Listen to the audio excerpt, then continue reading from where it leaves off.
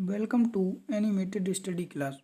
मैं गौरव कुमार आप लोगों के लिए 15 नवंबर के जितने भी करंट अफेयर के क्वेश्चन बन सकते थे वो लेकर आया हूँ, जो आपके होने वाले exam like SSC, CHSL, CGL, RRB, NTPC, UPSI, DRDO आदि में पूछे जा सकते हैं। वीडियो शुरू करने से पहले मेरी आप लोगों से रिक्वेस्ट रहेगी कि वीडियो को लाइक व शेयर करें और चैनल को सब्सक्राइब करें, साथ ही बेल आइकन को प्रेस करें। जो भी आज पहली बार मेरी वीडियो देख रहे हैं उनसे एक बार फिर से रिक्वेस्ट रहेगी कि वीडियो को लाइक व शेयर करें और चैनल को सब्सक्राइब कर लें। मैंने आज की पीडीएफ का लिंक नीचे डिस्क्रिप्शन में दे दिया है, आप इस यहाँ से पीडीएफ डाउनलोड कर सकते हैं। चलिए आज का पहला क्वेश्चन देखते हैं। हाल ही में बाल दिवस कब मनाया गया है? कौन सा बाल दिवस यानी हैप्पी चिल्ड्रंस डे? तो यह हर वर्ष 14 नवंबर को मनाया जाता है। कब? 14 नवंबर को। ठीक है, अब यह क्यों मनाया जाता है बाल दिवस? तो यह आप लोगों को पता होगा, जो हमारे भारत देश के प्रथम प्रधानमंत्री थे पंडित जवाहरलाल नेहरू, उनकी याद में मनाया जाता है। ठीक है, और यह इस बार उनकी कौन सी जयंती मनाई गई थी? तो इस बार हमारे जो प्रथम प्रधानमंत्री थे पीटी नेहरू यानी पंडित जवाहरलाल नेहरू, उनकी 131वीं जयंती मनाई गई थी, क्योंकि उनका जन्म 14 नवंबर 1889 को, कब? 1889 को, 14 नवंबर 1889 को इलाहाबाद, जो अभी प्रेजेंट में प्रयागराज नाम से जाना जाता है, वहाँ पर हुआ था। ठीक है, दरअसल जो बाल दिवस है यह भारत में ही नहीं पूरे विश्व में भी मनाया जाता है, बट यह पूरे विश्व में 20 नवंबर को मनाया जाता है। कब? 20 नवंबर को। और इंडिया में यह 14 नवंबर को मनाया जाता है। अब इंडिया में 14 नवंबर को कब से मनाया जा रहा है? तो यह इंडिया में 14 नवंबर को 27 मई 1964 से मनाया जा रहा है। कब से? 27 मई 1964 से। अब ये 1964 से क्यों मनाया जा रहा है? तो दरअसल क्या हुआ था, इस दिन हमारे जो प्रथम प्रधानमंत्री थे पीटी नेहरू यानी पंडित जवाहरलाल नेहरू, उनका निधन हो गया था। उन्हीं की याद में यह अब 27 मई 1964 के बाद से हर वर्ष 14 नवंबर को मनाया जाता है। उम्मीद है आप लोग अच्छे से क्वेश्चन समझ पाए होंगे। ठीक है, अच्छा, जो हमारे प्रथम प्रधानमंत्री थे पीटी नेहरू, उन्हें सन 1955 में, कब? सन 1955 में भारत रत्न से भी सम्मानित किया गया था। किससे? भारत रत्न, जो भारत का सर्वोच्च पुरस्कार है भारत रत्न, उससे सम्मानित किया था। उम्मीद है आप लोग क्वेश्चन समझ गए होंगे। चलिए फिर आगे बढ़ते हैं, अगला क्वेश्चन देखते हैं। हाल ही में किस देश ने कोरोना संक्रमित ऊद बिलाव को मारने के आदेश दिए हैं? दरअसल ये ऊद बिलाव क्या है? तो यह एक जंगली जानवर है।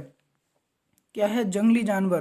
क्योंकि आप लोगों को पता होगा, जो डेनमार्क है वहाँ पर यह आदेश दिए गए हैं, तो डेनमार्क में ऊद बिलाव की संख्या बहुत ही अत्यधिक है, यानी कि वहाँ पर बहुत ही अधिक मात्रा में ऊद बिलाव पाए जाते हैं।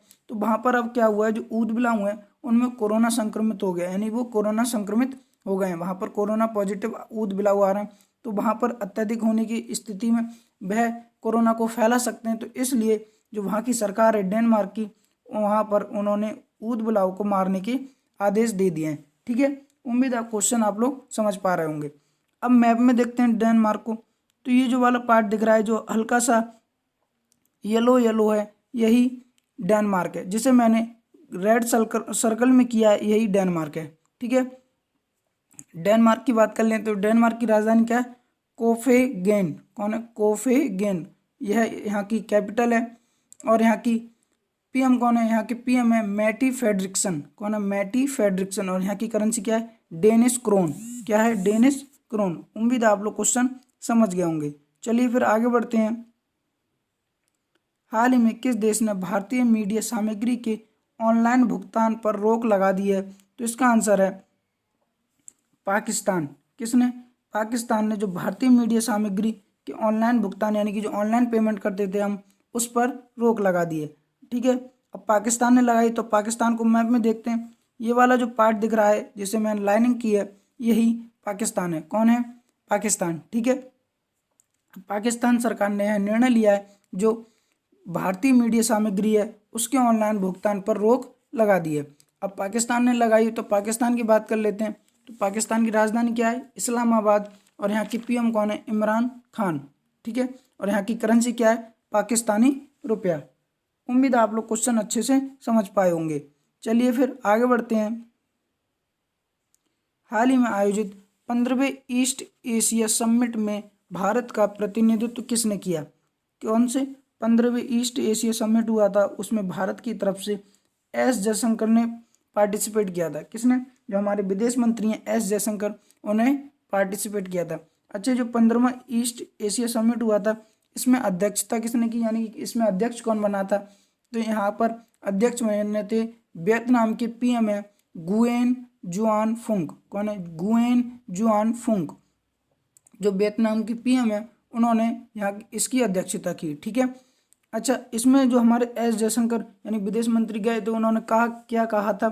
तो उन्होंने कहा था, जो आप लोगों को पता होगा, जो दक्षिण चीन सागर है यानी साउथ चाइना सी है, जो वहाँ पर अभी बहुत ज़्यादा देशों में, यानी कि जो बहुत अमेरिका, वियतनाम, फिलीपींस, इन देशों में लेकर बहुत ही ज़्यादा साउथ चाइना सी में लड़ाई के माहौल उत्पन्न हुए, तो उसको लेकर इन्होंने चिंता व्यक्त की थी। ठीक है। उन्होंने कहा था कि जो इस क्षेत्र में यानी साउथ चाइना सी क्षेत्र है, उन जो अंतर्राष्ट्रीय कानून है उनको हर देश को पालन करना चाहिए। ठीक है। उम्मीद है आप लोग अच्छे से क्वेश्चन समझ पाए होंगे। चलिए फिर आगे बढ़ते हैं। हाल ही में प्रवर्तन निदेशालय के निदेशक संजय मिश्रा का कार्यकाल कितने साल तक बढ़ा दिया गया है? तो जो ईडी होती है यानी कि प्रवर्तन निदेशालय, इसे इंग्लिश में कहते हैं इन्फोर्समेंट डायरेक्टरेट, क्या कहते हैं? Enforcement directorate. ठीक है। तो उसकी जो निर्देशक है संजय मिश्रा, कौन? संजय मिश्रा, उनका कार्यकाल 1 साल तक के लिए बढ़ा दिया गया है। दरअसल जो संजय मिश्रा थे यानी कि इन्फोर्समेंट डायरेक्टरेट के जो निदेशक थे संजय मिश्रा, उनकी नियुक्ति हुई थी 19 नवंबर 2018 को। कब? 2018 को उनकी नियुक्ति 2 साल के लिए हुई थी, तो 1920 में इनका कार्यकाल खत्म हो जाता। ठीक है। तो अब इनका कार्यकाल जो हमारे राष्ट्रपति हैं रामनाथ कोविंद, उन्होंने 1 साल के लिए और बढ़ा दिया है। ठीक है। यह 1984 बैच के आयकर कैडर में राजस्व अधिकारी थे, 1984 बैच के। ठीक है। अब ईडी की बात आई है तो ईडी की बात कर लेते हैं। इसकी स्थापना कब हुई थी? तो इसकी स्थापना 1 मई 1956 को हुई थी। कब? 1 मई 1956 को। कब? ठीक है, 1 मई 1956 को। और इसका हेडक्वार्टर कहाँ पर है? न्यू दिल्ली में। कहाँ पर? न्यू दिल्ली में। अच्छा, और यह किस मंत्रालय के अंतर्गत आता है? तो यह वित्त मंत्रालय के अंतर्गत आता है। कौन? प्रवर्तन निदेशालय। ठीक है। उम्मीद है आप लोग क्वेश्चन समझ गए होंगे। चलिए फिर आगे बढ़ते हैं। हाल ही में प्रधानमंत्री मोदी ने कहाँ पर सैनिकों के साथ दीपावली मनाई है? दरअसल आप लोगों को पता होगा, जो हमारे प्रधानमंत्री नरेंद्र मोदी हैं वो हर वर्ष किसी न किसी स्थान पर भारतीय सेना के साथ, भारतीय सैनिक जो होते हैं उनके साथ दीपावली मनाते हैं। तो इस बार इन्होंने जैसलमेर, जो राजस्थान में स्थित है, कहाँ पर? राजस्थान में है, वहाँ पर जैसलमेर में जो भारतीय सैनिक है उनके साथ दीपावली मनाई है। अच्छा, इनके साथ साथ और कौन कौन थे? तो इनके साथ साथ सीडीएस बिपिन रावत, कौन? जो हमारे सीडीएस हैं बिपिन रावत, और हमारे जो सेना प्रमुख हैं मनोज मुकुंद नरवाने, और बीएसएफ के डीजी जो अभी हाल ही में नियुक्त किए गए थे राकेश अस्थाना। कौन? राकेश अस्थाना। यह सब लोग मौजूद थे। ठीक है। अब ये जो जैसलमेर है, तो जैसलमेर में किस केंद्र पर यानी पोस्ट पर इन्होंने गए थे वो? तो यह लोंगेवाला। कहाँ पर? जैसलमेर यानी कि जो जैसलमेर है राजस्थान का, वहाँ पर लोंगेवाला एक पोस्ट है, वहाँ पर इन्होंने संग्रहालय केंद्र का दौरा भी किया था और वहीं पर गए थे। तो अब ये लोंगेवाला पोस्ट कौन सा है? तो आप लोगों को पता होगा, भारत और पाकिस्तान के बीच में जो 1971 वाला युद्ध हुआ था, कौन सा? 1971 वाला युद्ध हुआ था, वह जो लोंगेवाला पोस्ट है वहीं पर हुआ था। कहाँ पर? लोंगेवाला, जो जैसलमेर यानी राजस्थान में। ठीक है। उम्मीद है आप लोग क्वेश्चन समझ गए होंगे। वहाँ पर जो हमारे प्रधानमंत्री मोदी जी गए हैं, उन्होंने वहाँ पर टैंक की सवारी भी की थी, यानी कि जो आप लोगों को पता होगा इंडियन आर्मी में टैंक होते हैं, तो वहाँ पर इनने उसकी सवारी भी की थी। उम्मीद है आप लोग अच्छे से क्वेश्चन समझ पाए होंगे। अच्छा, इस बार तो ये जैसलमेर में गए थे, इससे पहले भी वो कई कई जगहों पर जा चुके हैं यानी कि दीपावली मनाने के लिए। तो वो उससे पहले कहाँ कहाँ जा चुके हैं?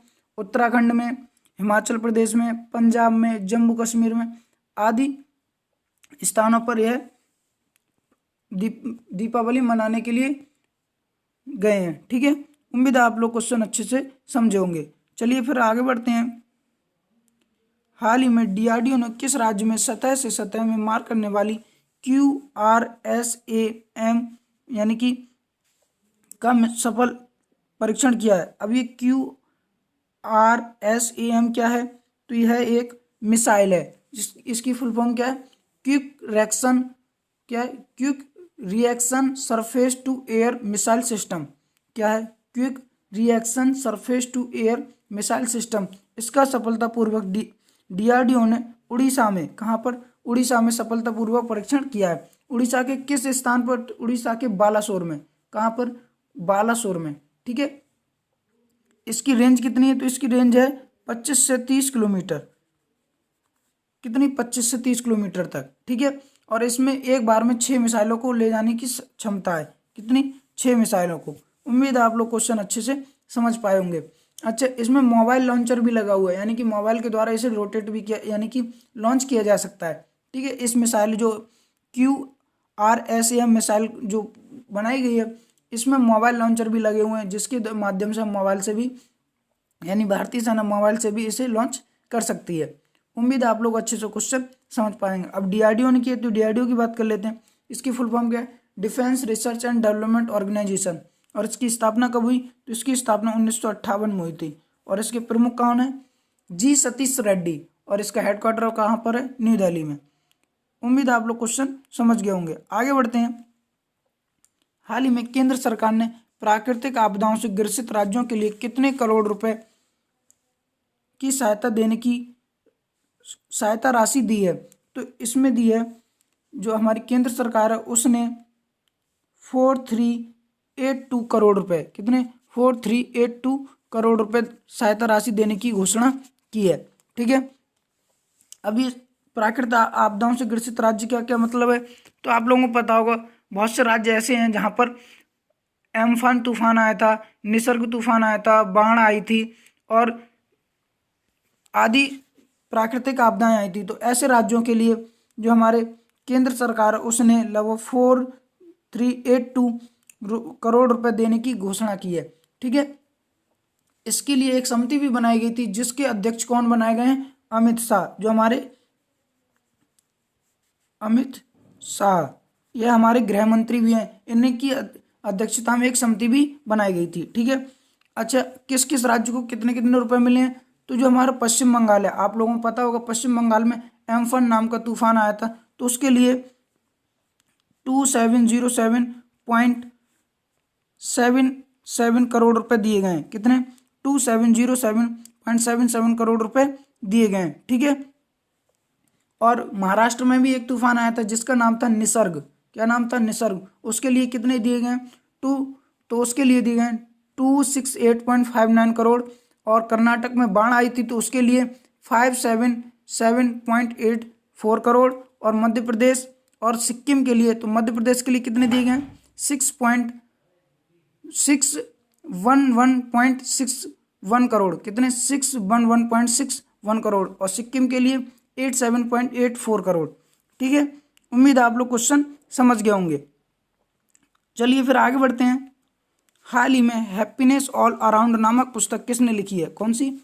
हैप्पीनेस ऑल अराउंड नामक पुस्तक लिखी है अभिजीता गुप्त ने। कौन है? अभिजीता गुप्त। आप जो इमेज दिख रही है उसमें देख सकते हैं, ये जो 7 साल की बच्ची दिख रही है, कौन?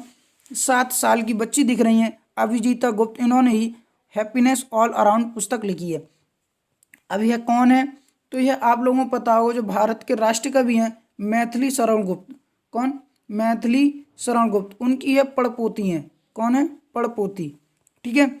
और यह अब तक सबसे कम उम्र में लेखिका बनने वाली भारत की पहली लड़की बनी है, यानी कि जो बहुत ही कम उम्र में लेखिका भारत की बनी है। ठीक है। इनका नाम अब एशिया बुक ऑफ रिकॉर्ड और इंटरनेशनल बुक ऑफ रिकॉर्ड में भी दर्ज हो चुका है, यानी कि यह सबसे कम उम्र में बनने वाली लेखिका बनी है।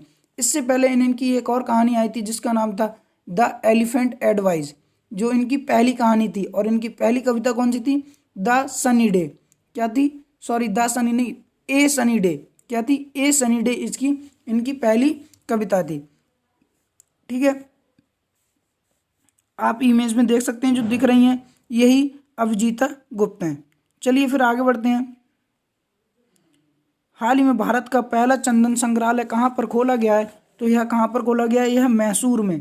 कहाँ पर? मैसूर में। और मैसूर कहाँ पर है? कर्नाटका में।